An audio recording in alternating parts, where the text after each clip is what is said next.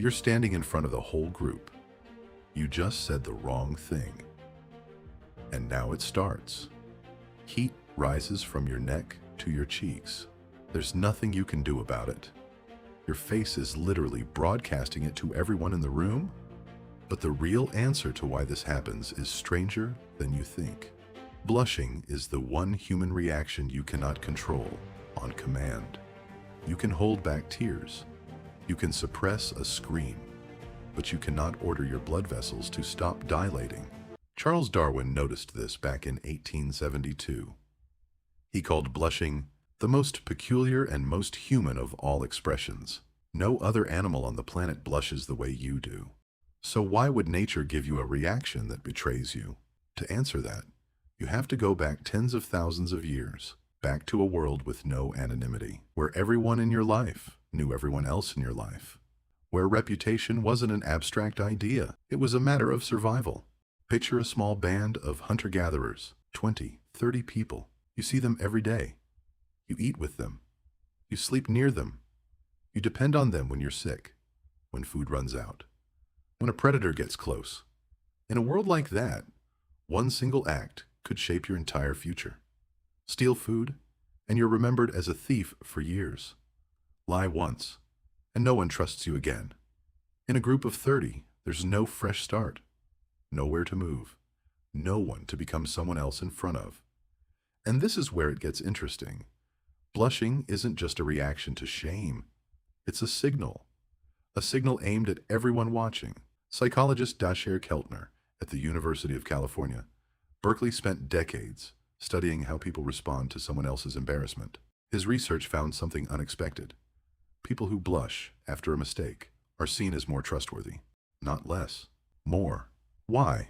Because a blush can't be faked. Your face is essentially saying, I know I broke a rule.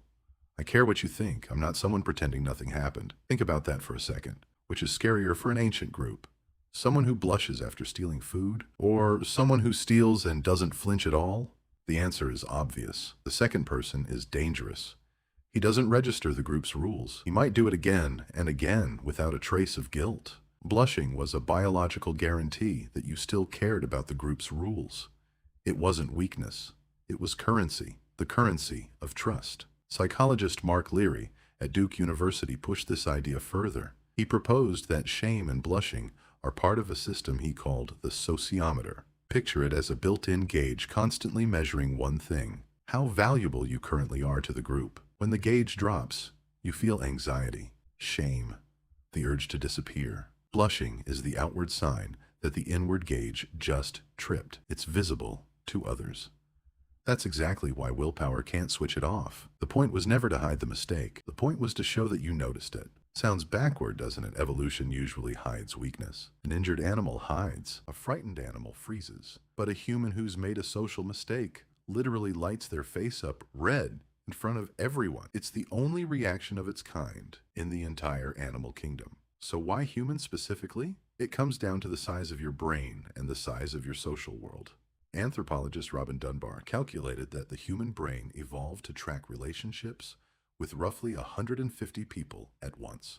Today, that number is called Dunbar's number. No other animal builds a network this complicated of reputations, obligations, and social debts. Chimpanzee groups are smaller and simpler. So are wolf packs. But you have to remember who owes you, who you owe, and who betrayed whom 3 years ago, and still hasn't forgotten it.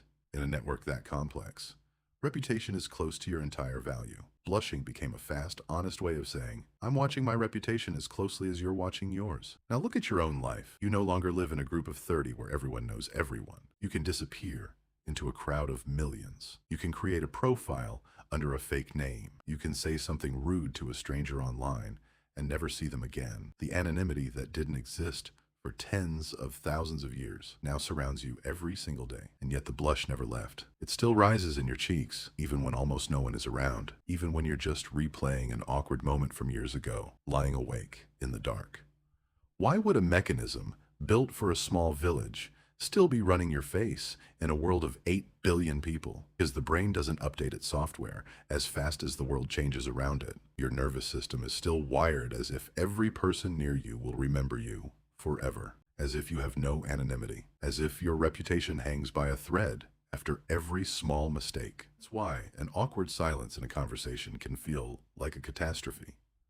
That's why one typo in an important email to a coworker can ruin your whole day. Your ancient sociometer doesn't distinguish between an ancient village and a work chat. To it, any group of people watching you is your tribe. And losing your tribe's respect used to mean losing everything. But there's another side to this story. Blushing isn't only a signal of guilt, it's also a signal of care. Keltner's research shows people forgive someone who blushed after a mistake more readily than someone who stayed perfectly composed. A blush softens the people around you. It turns a potential conflict into a moment of understanding. You slipped up, I can see you care. And the tension drops faster than it would have otherwise. Which means the reaction you've spent your whole life trying to hide, covering with makeup or blaming on a stuffy room, is actually working in your favor. It doesn't make you look weak. It makes you look like someone who can be trusted. Think about the last time you blushed. Maybe you mixed up someone's name.